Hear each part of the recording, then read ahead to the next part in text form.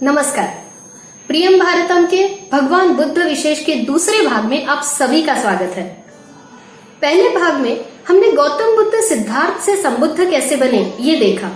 अब इस दूसरे भाग में हम उनके धम्म की कुछ रोचक बातें सुनेंगे। बौद्ध धम्म ये दुनिया का सबसे पहला ऐसा धम्म है जो उसके जन्म के बाद पूरे संसार के कोने कोने तक देशों विदेशों में पहुंच गया था। आज क्रिश्चियन, इस्लाम और हिंदू धर्म के बाद ये दुनिया का सबसे बड़ा चौथा धर्म है।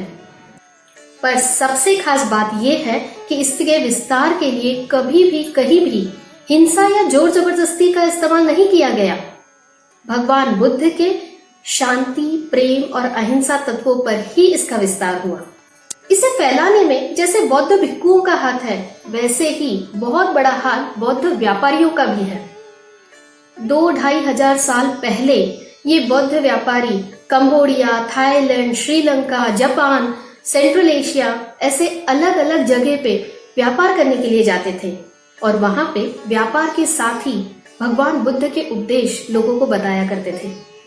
ये धम्म अलग अलग जगह पे फैलने का तीसरा महत्वपूर्ण कारण है इसे मिला हुआ राजाश्रय। सम्राट अशोक और पाल डायनेस्टी जैसे बड़े बड़े राजाओं ने बौद्ध धर्म का स्वीकार किया और इसे जगह जगह पे फैलाया। बौद्ध धर्म की एक बहुत ही इंटरेस्टिंग बात है, इतने हजारों साल पहले भी बौद्ध धर्म की परिषद हुआ करती थी, बुद्धिस्ट काउंसिल्स। उनके महापरिनिर्वाण के 4 महीने बाद पहली परिषद हुई जिसमें उनके उपदेश लोगों तक कैसे पहुंचाए जाए इस पर चर्चा हुई। ये परिषद 4 महीनों तक चली और उसमें अनेक जगह से भिक्षु आए थे। पहले परिषद के लगभग 100 साल बाद दूसरी परिषद हुई वैशाली में। भगवान बुद्ध के एक वयोवृद्ध शिष्य भिक्षु यश, इन्हें लगा भिक्षुओं की परिस्थिति वैशाली में कुछ अच्छी नहीं रही है, वे एक साधारण से भिक्षा मांगने वाले रह गए हैं। इसलिए भिक्षुओं की समस्याओं पर चर्चा करने के लिए उन्होंने ये परिषद का आयोजन किया और इस परिषद में कहा जाता है लगभग 12,000 भिक्षु आए थे। ये परिषद 7 महीनों तक चली थी। इसमें मूल उपदेशों को हानि बिना पहुंचाए भिक्षुओं की परिस्थिति कैसे सुधारी जा सकती है, इसके लिए कई नियम बनवाए गए। उसके बाद तीसरी परिषद पाटलिपुत्र में और चौथी परिषद जम्मू कश्मीर के श्रीनगर में हुई थी। हजारों वर्ष पहले भी कितना संगठित था ये धम्म। जैसे जैसे ये देशों विदेशों में बढ़ता गया वैसे वैसे अर्थात इसमें वहां के संस्कृति, वहां की सभ्यता, परंपरा, भाषाओं का प्रभाव पड़ता गया। इसकी अलग अलग शाखाएं बनती गई। वैसे तो बौद्ध धर्म की कई शाखाएं हैं, पर उनकी 3 शाखाएं सबसे महत्वपूर्ण मानी जाती हैं, हीनयान, महायान और वज्रयान। हीनयान ये इसकी एक कंजर्वेटिव शाखा है जिसे थेरवादा भी कहते हैं। ये सिर्फ और सिर्फ भगवान बुद्ध के उपदेश जो उनके मूल पुस्तक में त्रिपिटक में जो उपदेश दिए हैं उन्हें ही फॉलो करते हैं। महायान ये उन उपदेशों को तो फॉलो करते हैं पर उसी के साथ भगवान बुद्ध की पूजा भी करते हैं। ये मूर्ति पूजा मानते हैं। चाइना में, जापान में इसका बहुत प्रचार हुआ है।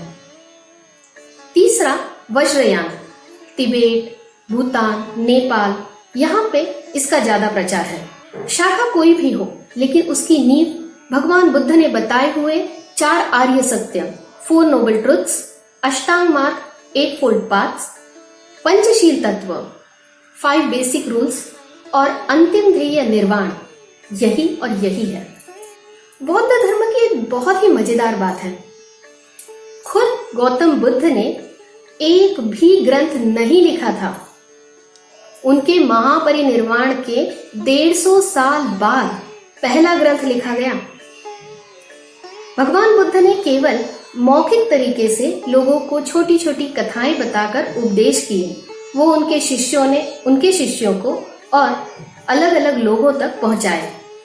आपने बचपन में सोने के अंडे देने वाली मुर्गी या फिर मगरमच्छ और बंदर ऐसी कई कहानियां सुनी होंगी जिन्हें जातक कथाएं कहते हैं।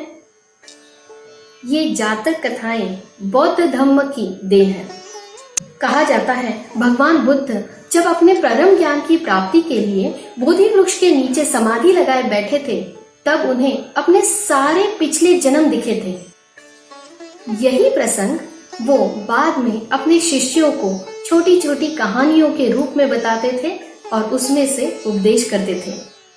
जातक मतलब जन्म, भगवान बुद्ध के पिछले जन्म और उनकी कहानियां, जातक कथाएं, सीधे साधे सहज तरीके से मनोरंजक कथाएं बताकर अपना उपदेश लोगों को बताने की वजह से ही शायद ये सामान्य से सामान्य लोगों तक जुड़ गया है।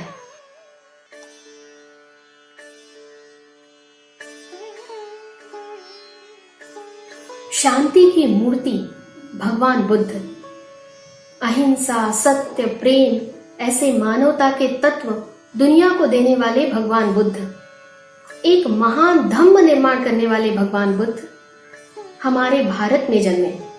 इस बात का हर भारतीय को तहे दिल से अभिमान है और हर भारतीय की तरफ से प्रियम भारतम भगवान बुद्ध को शत शत नमन करता है। धन्यवाद।